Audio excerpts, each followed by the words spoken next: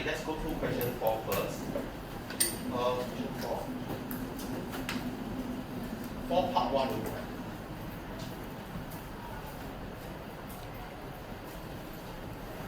Overall should be okay. It's not okay, so the moment when you see the word inversely proportional, most of the time, right, the idea is they will ask you to find the proportionality constant. Q is inversely proportional to P, right? The equation that comes out of this is straight away Q is equals to A over P. Okay, and what will they do next is they will give you a pair of values, substitute, find your K. They'll give you a pair of values to substitute to find your K. Q, P. Notice what you can do here. Now you substitute Q as 0.25, P as 2. What do you do next? 0.25 here, this is 1/4 equals to K over 2. Multiply both sides by 2. You can see that K is equals to half. Therefore, Q is just equals to half. Half over P is the same as 1 over P. Okay? Okay, okay. No, don't worry. So part 2, 0.5. 0.5 over P is the same as half. Usually, when we have a fraction, we don't leave a fraction as a fraction. So you will see something like 0.5 over P, right? When we define a fraction usually requires A and B in integer. This we don't write things. Okay, for example, we don't really write things like this, 0.3 over 0.7. We write 3 over 7. Right? We don't write 0.5, but rather this is the same as half over P, which is the same as half divided by P, which is the same as half times 1 over P, which is the same as 1 over P.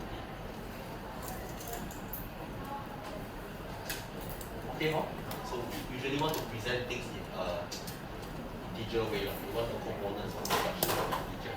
Okay. Part 2 okay. Part 3 okay. This question is a level 1. It's level 1 question. Also, it's not so bad. Okay. Question 12. Those who are not haven't marked, please come in to mark. Please come in to mark before you submit. Please come in to mark before you submit.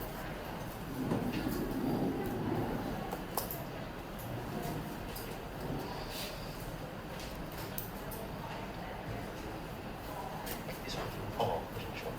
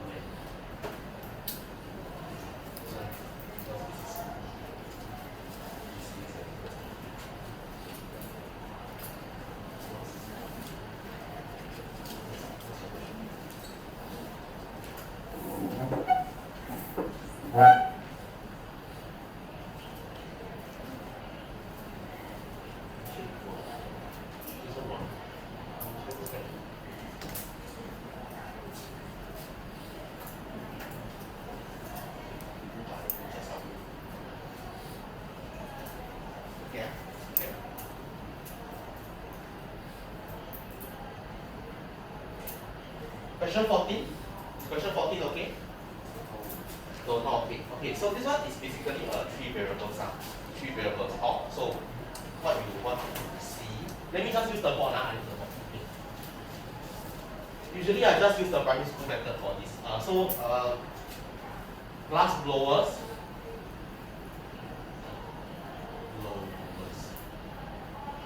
Vases. Minutes. Okay, so from here, right, all glass blowers go at the same rate. So I have 12 glass blowers making 12 vases in 9 minutes. So eventually the outcome is, my end point here is 8 glass blowers. I need to make 32 vases. This is the one that we want. So far okay? So you are managing 3 things. So the idea is if they are directly proportional, then I'll multiply at the same time. If they are inversely proportional, 1 multiplies 1 divides. Okay, so plus movers and I need to reach 8. Okay, let me compare these two first. If I have more people making the bus, if this one times these two, are they direct or inverse proportional? I want to ask Max. These two, are they direct or inverse proportional? Yeah, direct. If more people, this make more bus. Right? Okay, so let's say if I divide by 12, at any point of time divide by 12. This one also divide by 12. Also, this is also 1. So far, okay? Yeah, usually this method is very safe. It's slower, but it's safe. It's safe. Okay, so then after that, I want to get from 1 to 8. Okay, so let's say I times 8. The idea is I have this in my mind. Okay, I will work towards getting 8. I will work towards getting 32. So I have 8 here. Following this, I also multiply by 8. This is still 9. Okay, just note that at any point in time, we only play with 2 variables. Okay, one person run 2.4 in 10 minutes. Okay, 100 people, maybe 10 person will run 24 kilometers, but still take 10 minutes. Right, so the third variable doesn't change. So now I got this already, right? Okay, so now let me fix this because I already in my endpoint, so I'm not going to touch this already. I'm going to go to this 2. 8 to 32. Okay, bars and minutes, are they direct or inverse? The question I want to ask is really bus time. If I make more buses, I need more time or less time? Sorry? More time. More time. You say more? I can't hear. More or less time. More. Like mine here. Your voice like Mickey Mouse voice. Okay, so I times 4. Times 4, right? Right on. Okay, yeah? So if this one I times 4, this one also I times 4.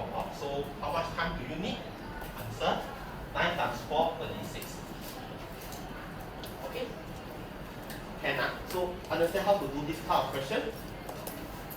This is one type of direct proportion question. Quite important. Make sure you do it a few times.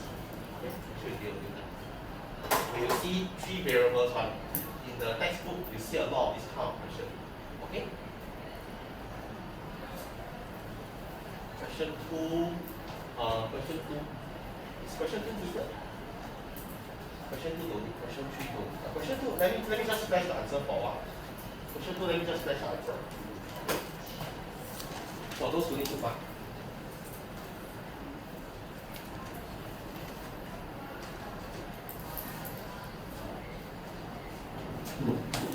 Help me to find.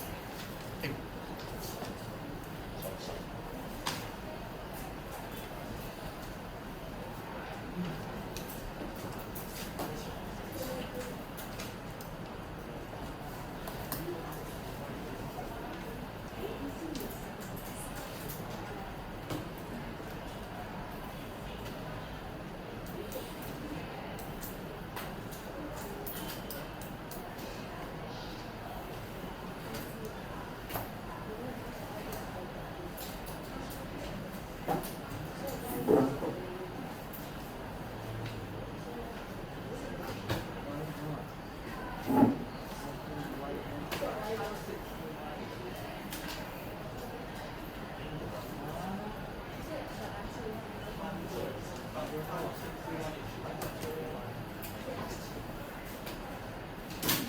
Okay. Help me to mark please. If you need to mark, use the, you can open your phone, go to the WhatsApp. Send. Question 3. For question 3, right? Okay, just a note. Please do pay attention to this part that I'm talking about. It's quite important. When you are asked to state 2 variables which are inversely proportional to each other, usually teachers like to ask you and then explain your answer. So if they are inversely proportional, what's the correct way to present your explanation is you should say something like this. Because because you can say something like y squared multiplied by x cubed is equals to 5, which is a constant. So what I'm trying to say is you usually try to manipulate, make the constant the subject, and you need to write down which is a constant. Okay, you might want to write this down. It's quite useful for you. Okay. Yeah, so this is how you explain your answer. If you want to justify that two things are inversely proportional, show that the product gives you a constant. Okay, show that the product gives you a constant. That's how you justify that they are inversely proportional. Okay. Question 8. For fixed volume, the height is inversely proportional to the square of the base. Makes sense, right? I mean, if I want the same volume, just like you're playing Plasticine, the volume is the same. You make the height lower, the base will be bigger, right? Yeah. So cone A has a base radius of 6 and 5. Cone B is 3, and height of C is 1.25. If all the cones have the same volume, find the height of cone B. One thing you know is, okay, here height is equals to K over R squared. Okay, from the way that they phrase the question here, height inversely proportional to the square of the radius. So this is what you should write down. Okay, so from here, next, after that, the base radius is 6, the height is 5. What do they want you to do here? Anyone can tell you. When they feed you a pair of values, what do they want you to do? Or what can you do based on this? Find volume. Okay, something like find volume. Find the K. Find the K. Can I? Some of you might do using the volume, that's fine, that's fine. Okay? So you must find the K. In the spirit of direct inverse proportion, I will not find the volume, I will find the K instead. So H is 5. For cone A, I sub H equals to 5. K over 6 squared. My K is 36 times 5, which is 180.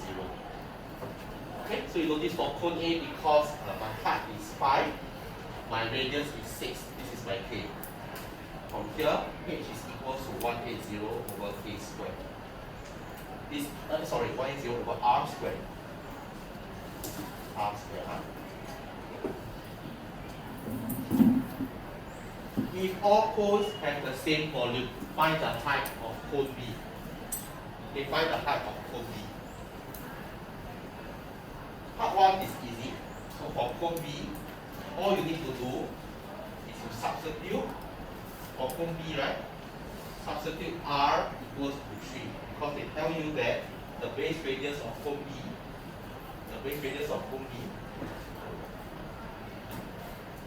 R is equal to 3.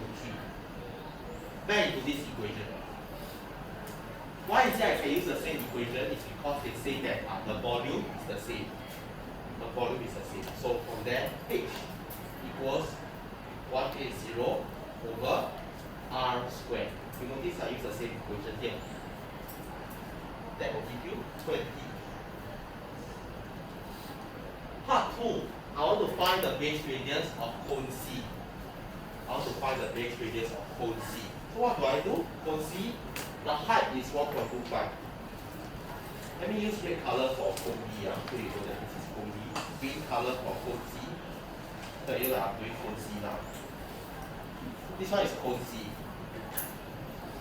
Cone C, the height is 1.25 equals to 180 over R squared. From here, R squared is equals to 144, and therefore R is equals to 12. Fairly easy, fairly easy. So this is R is 4.0. Okay, so you notice that for all, let me use yellow for cone A. Okay, color for cone B. Basically, the big storyline is this: for cone B, radius is given, find the height. For cone C, height is given, find the radius. That's all. You know? Since R is 4x, this one must have CN. This one must have find out what's K, this is K. This one is the because it asks us to justify it. Oh, why is not inversive proportion? Why is inversive proportion? Usually constants will never be because constant cannot change. For them to be inversive proportional, one must go up, one must go down. And this one, they ask us to justify. So why is it inversive proportional? Because this times this is equals to a constant. And I believe that it is not y, it is y squared. So you see, y squared.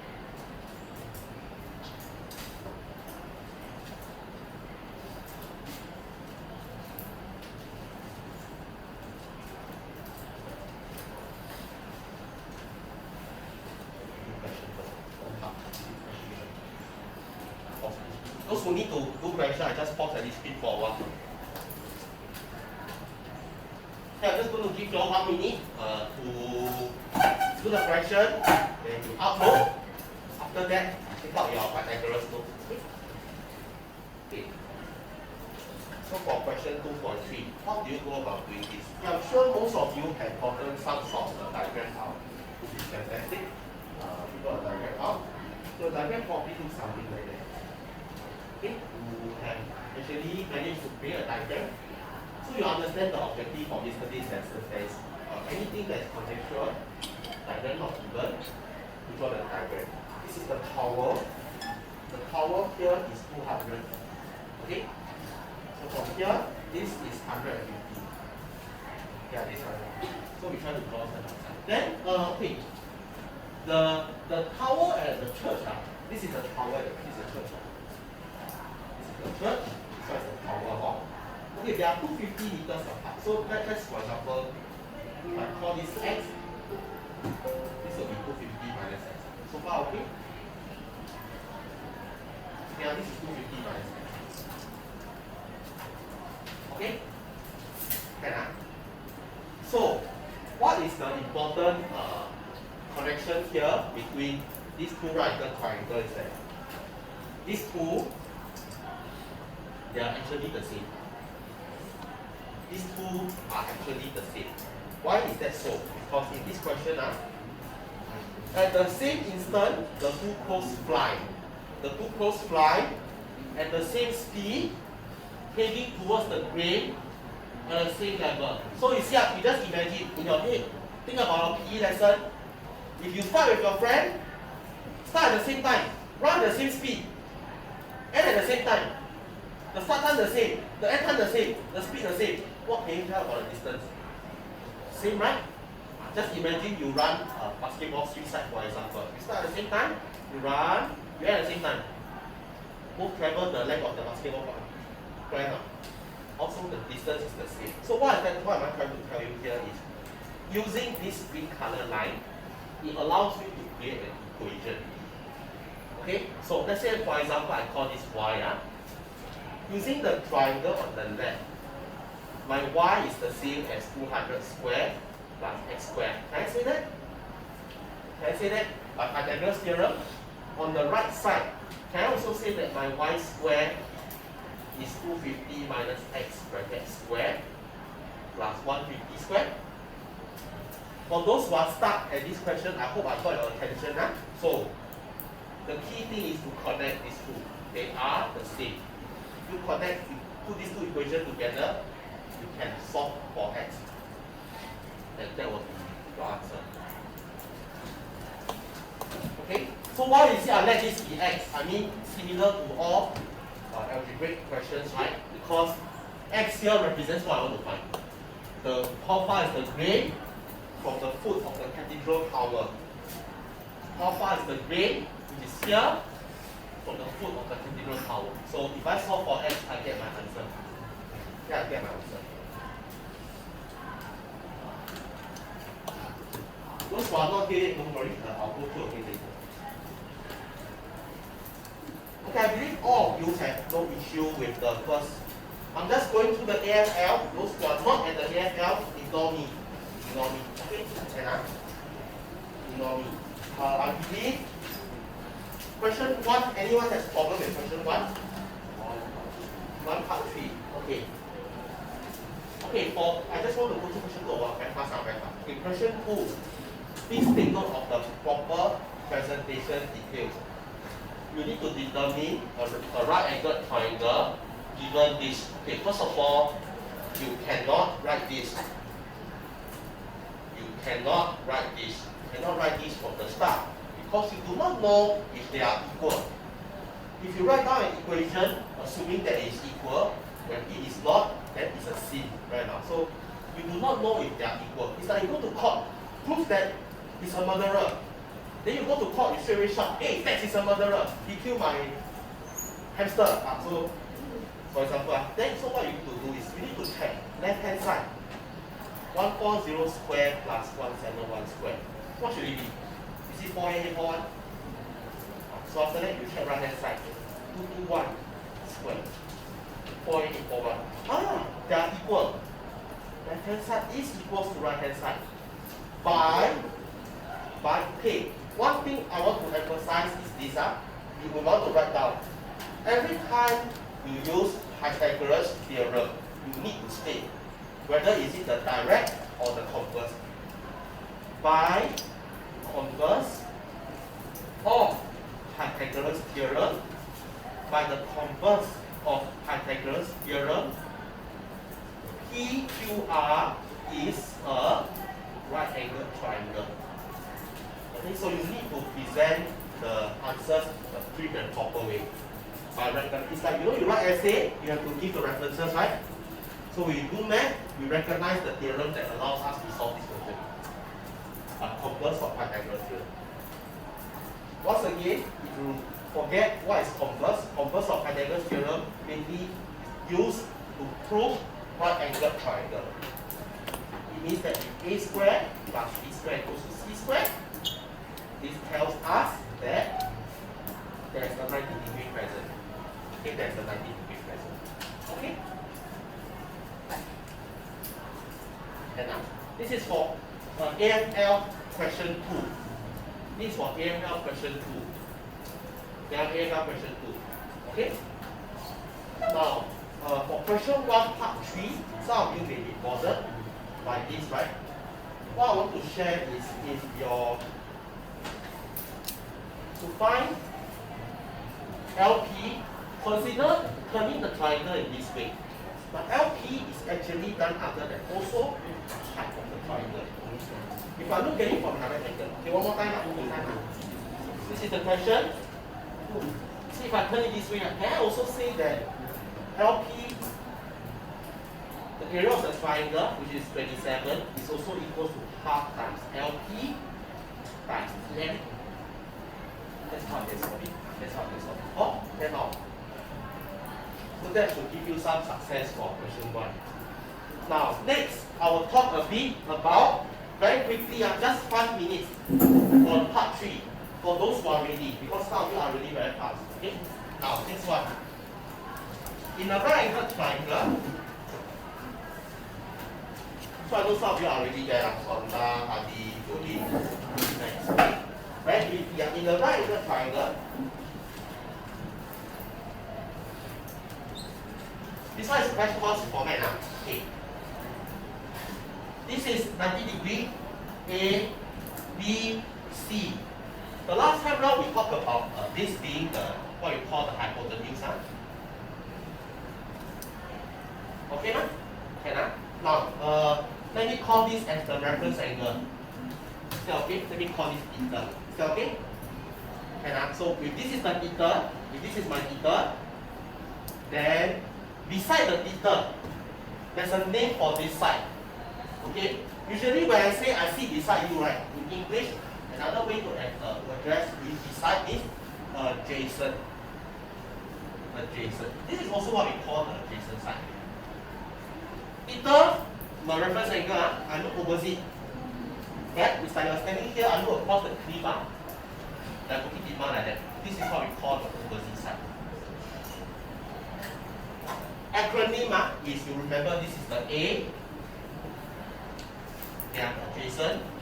So called like the A, the O H. Okay? Now, then there are three trigo functions that I want to introduce to you. Crash course, crash course. Yeah? So, this AB, right?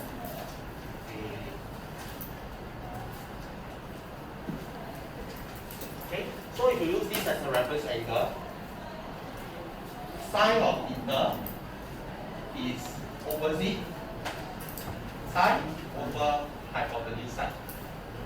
Okay, what is sine of theta? Sine of theta, you think of it like a trigo function. Okay, it's a function, it's a function. So where do you find this? For example, I can tell you, if this is 30 degrees, this is 1, this is 2. This is square root 3. Where can you find sine of theta? Let me just show you.